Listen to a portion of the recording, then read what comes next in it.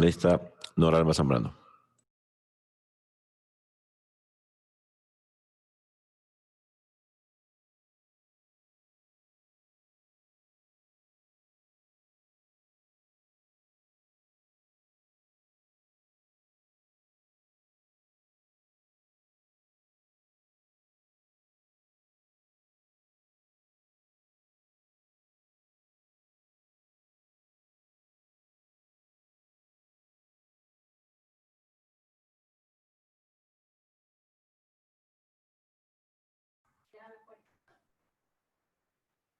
Gracias, señor presidente, colegas asambleístas, pueblo ecuatoriano.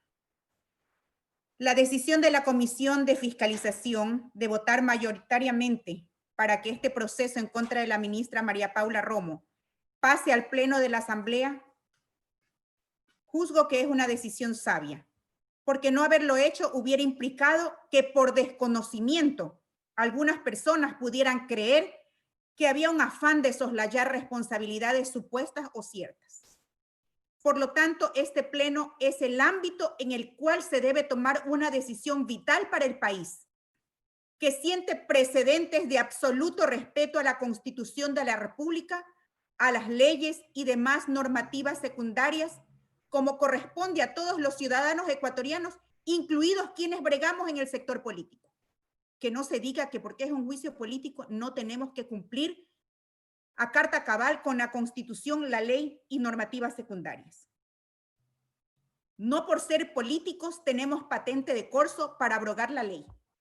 Por el contrario, estamos obligados, reitero, a cumplirla. Se está juzgando a la ministra Romo por la única causal que establece la Constitución de la República del Ecuador, por la cual un ministro de Estado podría ser censurado y destituido: el incumplimiento de funciones como establece el artículo 131 de nuestra Carta Magna.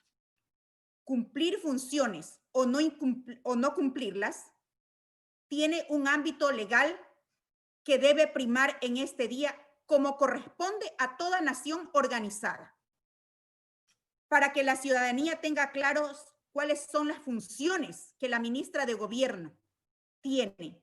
Y como miembro de la Comisión de Fiscalización, solicité mediante memorándum ANZCNE-2020-0065-M de fecha 23 de octubre de 2020, la moción de solicitar a la ministra de Gobierno remita a la Comisión de Fiscalización y Control Político de la Asamblea Nacional las funciones que le han sido asignadas por la Constitución, la ley y otros instrumentos legales, moción aprobada y cuya respuesta fue la siguiente: que las funciones de la ministra estaban establecidas en el artículo 154 de la Constitución de la República del Ecuador, en el artículo 64 del Código Orgánico de Entidades de Seguridad Ciudadana, en el Decreto Ejecutivo 718, artículo 2, y en el artículo 22 de la LOCEP. El artículo 64 del Código de Entidades de Seguridad Ciudadanas establece que una de las funciones de la ministra es elaborar planes, programas y proyectos en materia de seguridad ciudadana, protección interna y orden público. Conocemos, pueblo ecuatoriano y colegas asambleístas, que existen niveles de planificación que van desde los niveles de estrategia y políticas y que están en el ámbito de responsabilidad de autoridades hasta los niveles operacionales. Y esto tanto en planificación como en ejecución de planes, proyectos y programas. Consecuentemente, el COESCOP en su artículo 61 establece que corresponde a la Policía Nacional implementar planes, programas y proyectos elaborados por el Ministerio Rector de Seguridad Ciudadana, Protección Interna y Orden Público. Pero para solicitar el juicio político, se esgrime el artículo 120 del COESCOP y después el informe hace referencia al artículo 121 de esta misma normativa.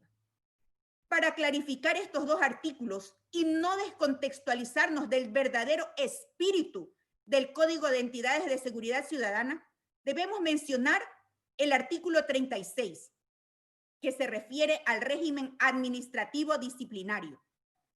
Dice de la siguiente manera: es el conjunto de principios, doctrinas, normas e instancias administrativas que de manera especial regulan, controlan y sancionan la conducta de las y los servidores de las entidades de seguridad reguladas por este código en el ejercicio de sus cargos y funciones con el fin de generar medidas preventivas y correctivas. Vamos más allá. El artículo 39 del mismo COESCOP establece que falta administrativa disciplinaria es toda acción u omisión imputable a un servidor o servidora de las entidades de seguridad, establecida y sancionada de conformidad con este código y debidamente comprobadas. El artículo 48 expresa que la destitución es el acto administrativo mediante el cual las servidoras o servidores son cesados definitivamente del servicio de la entidad que dependan orgánicamente por haber cometido una falta administrativa muy grave o por la reincidencia de 2 faltas graves en un periodo de 365 días contados desde el cometimiento de la primera falta o por otras causas señaladas en la ley que regule el servicio público y demás leyes vigentes que incluyan cláusulas de destitución. Ahora bien, si se esgrime en el informe el artículo 120, que se refiere a las faltas graves y dice expresamente que constituyen faltas graves los siguientes actos o actuaciones una vez que sean debidamente comprobadas. Me remito al numeral 25 que reza en el informe presentado por la comisión. Utilizar o disponer el uso de equipos, instrumentos, armas, municiones y demás materiales necesarios para el servicio que se encuentren en mal estado, poniendo en riesgo la integridad de las personas o la eficacia de la misión. Resalto que las faltas graves no acarrean la destitución del personal policial. Me voy a referir a renglón seguido al artículo 121, que se refiere ahora sí a las faltas muy graves, que dice que constituyen faltas muy graves los siguientes actos o actuaciones una vez que sean debidamente comprobadas.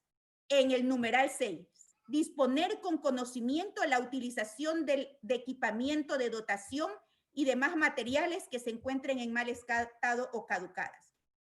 La interrogante que surge es, si yo estoy leyendo toda la normativa que corresponde al personal policial, ¿la ministra de Gobierno es servidora de una entidad de seguridad ciudadana? Definitivamente no.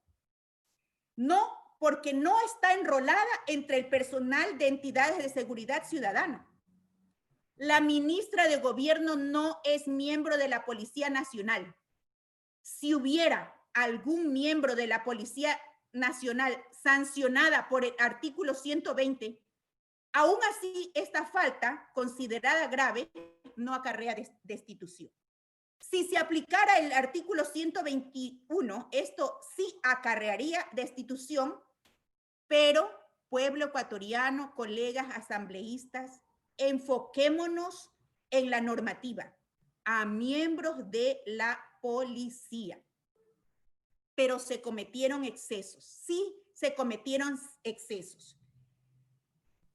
¿Quién va a responder ahora por el incendio en la Contraloría? Por todos los destrozos que se realizaron en todo el país, principalmente en nuestra capital, Quito. Se cometieron excesos, sí, es verdad. Debe haber investigación por parte de los operadores de justicia y también por parte de asuntos internos de la Policía Nacional, como lo establece el artículo 80 del mismo COESCOP. He escuchado aquí que se habla de cerrar heridas. Y las disculpas de la señora ministra son las disculpas de la Policía Nacional. Pero disculpas que resultan insuficientes, puesto que para cerrar heridas tiene que haber sanción de los verdaderos culpables. Aquí no se va a cerrar ninguna herida porque se sancione a una persona que ni constitucional, ni legal, ni normativamente le corresponde ese nivel de decisión. Las heridas, señoras y señores, continuarán latentes, con el riesgo de abrirse y derramar pus hasta contaminarlo todo. Censurar a la ministra de Gobierno es solo paliar el dolor momentáneamente. Quizás se va a echar mano de antipatías que pueda generar una mujer en funciones que tradicionalmente se han otorgado a hombres. En fin, hago un llamado a la cordura, a la decisión sabia de los colegas asambleístas. Justamente por eso invoco a las familias de los fallecidos, a los mutilados en ese enfrentamiento totalmente fuera de toda lógica y de todo sentido común. Pero hoy los muertos exigen una investigación seria y responsable con los verdaderos culpables. Como lo reitero, no existe el marco ni constitucional, ni legal, ni la normativa jurídica que permita que hoy, por estas causales que se esgrimen, la señora ministra de Gobierno resulte censurada. Gracias, señor presidente.